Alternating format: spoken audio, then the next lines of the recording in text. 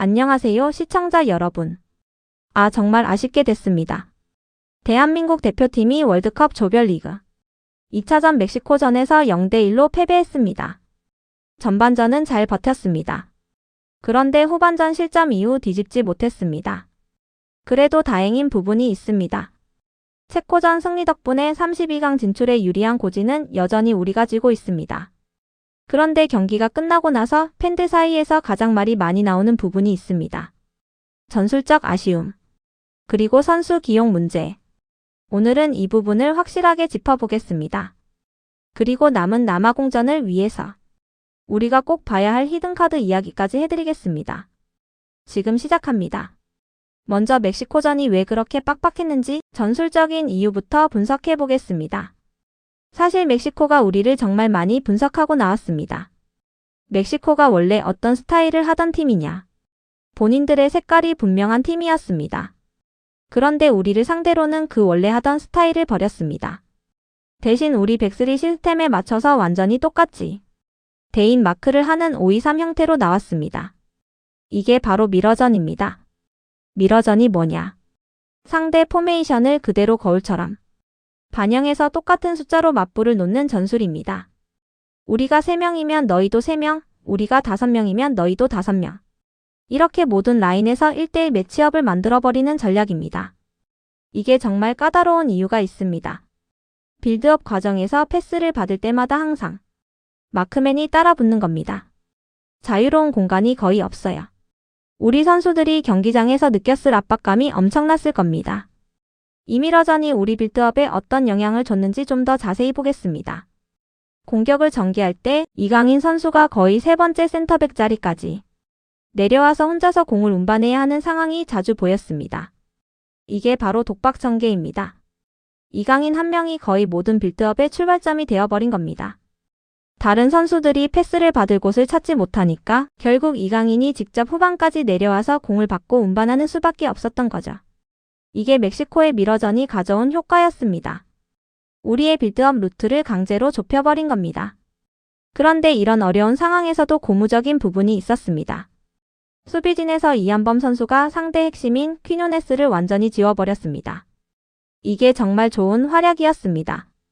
퀴뇨네스가 멕시코 공격의 핵심 자원인데 이한범 선수가 이 선수를 철저하게 마크하면서 거의 영향력을 발휘하지 못하게 막았습니다. 그 덕분에 전반전을 0대0으로 버텨낼 수 있었습니다. 전반전에 이 0대0이라는 결과 자체가 멕시코의 강도 높은 미러전 압박을 우리가 어느 정도 버텨냈다는 증거였습니다. 그런데 문제는 후반전이었습니다. 실점 이후의 대응이 정말 아쉬웠습니다.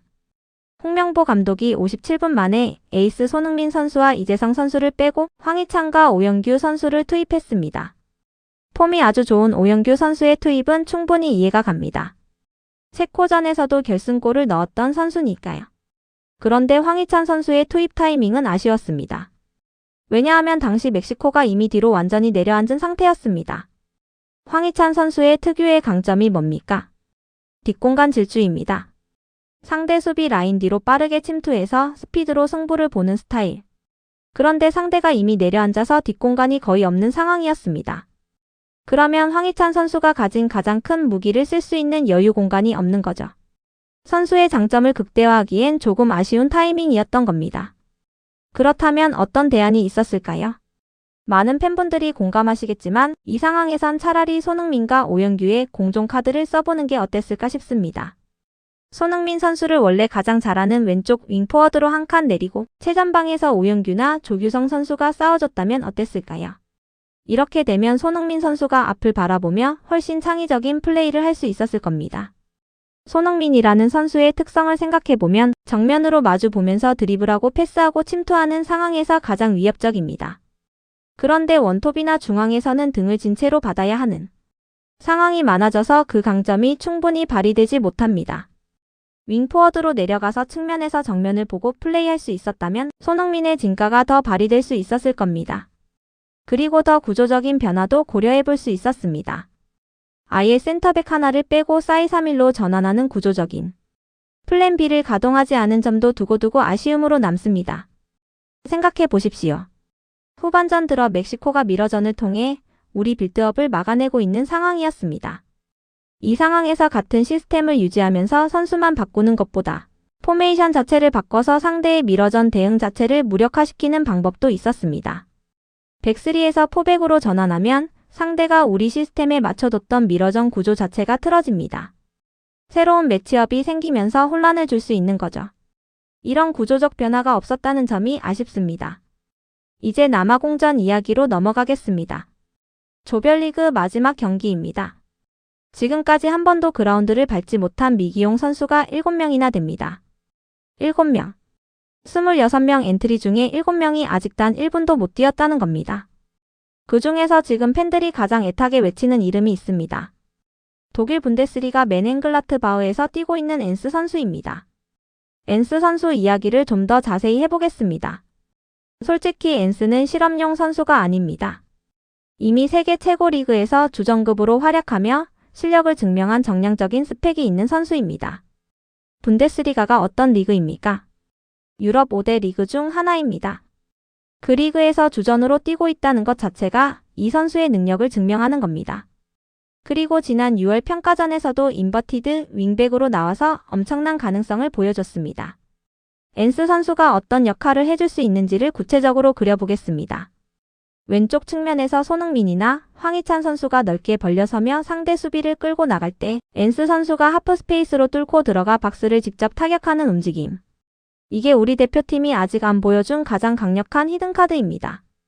하프 스페이스. 측면과 중앙 사이의 공간입니다. 현대 축구에서 가장 효과적으로 활용되는 공간 중 하나입니다. 이 공간을 활용할 수 있는 선수가 있느냐 없느냐가 공격 전개에서 큰 차이를 만듭니다. 엔스 선수가 이 역할을 할 수 있는 능력을 가지고 있습니다. 남아공의 5-3-2 수비 라인을 무너뜨리려면 이런 유닛 단위의 유기적인 측면 공략이 필수적입니다. 단순히 한 선수의 개인 능력에 의존하는 게 아니라 여러 선수가 함께 만들어내는 유기적인 공격 패턴. 이게 엔스 선수의 투입으로 가능해질 수 있습니다. 그래서 부탁드리고 싶은 게 있습니다. 선발이 아니더라도 후반 교체로 30분 이상은 꼭 기회를 줬으면 좋겠습니다. 이렇게 좋은 카드를 벤치에만 썩히고 대회를 끝내기엔 너무 아깝지 않습니까? 이 선수가 보여줄 수 있는 가능성을 우리는 아직 단 한 번도 본선 무대에서 확인하지 못했습니다.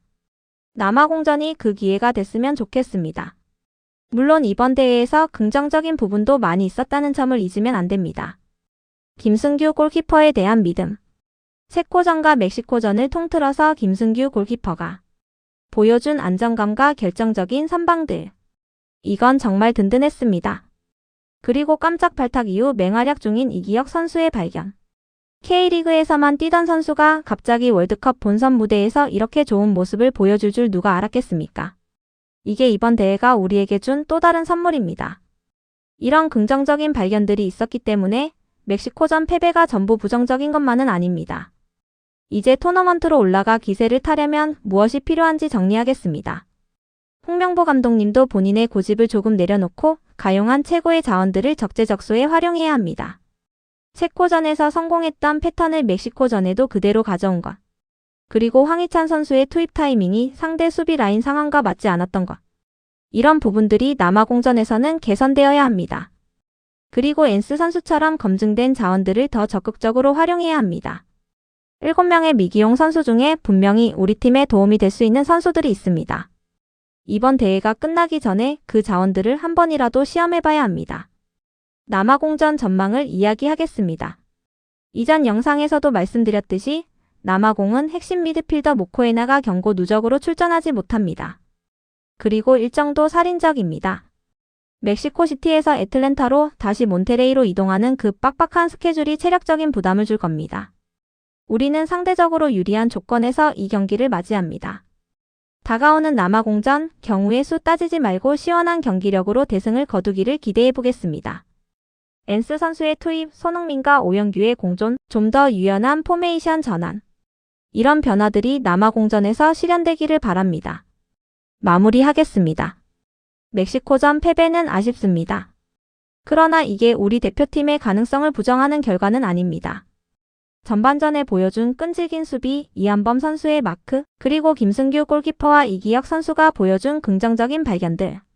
이런 좋은 부분들을 이어가면서 멕시코전에서 드러난 전술적 아쉬움을 보완한다면, 그리고 홍명보 씨 상황에 맞게 손흥민을 교체하세요. 체코전처럼 하면 또 이기겠지. 지금 실험하는 무대 아닙니다. 월드컵은 증명하는 무대입니다. 뭐 이러면 명장 소리 들으니까 전술이 플랜 A밖에 없는 겁니다. 플랜 B가 있는 거 맞나요? 이러면 32강 올라가도 소용없어요, 명보씨. 남아공전에서 충분히 좋은 결과를 만들어낼 수 있습니다. 대한민국 대표팀을 끝까지 응원합니다. 오늘 분석은 여기까지입니다. 영상이 좋으셨다면 구독과 좋아요 부탁드립니다. 감사합니다.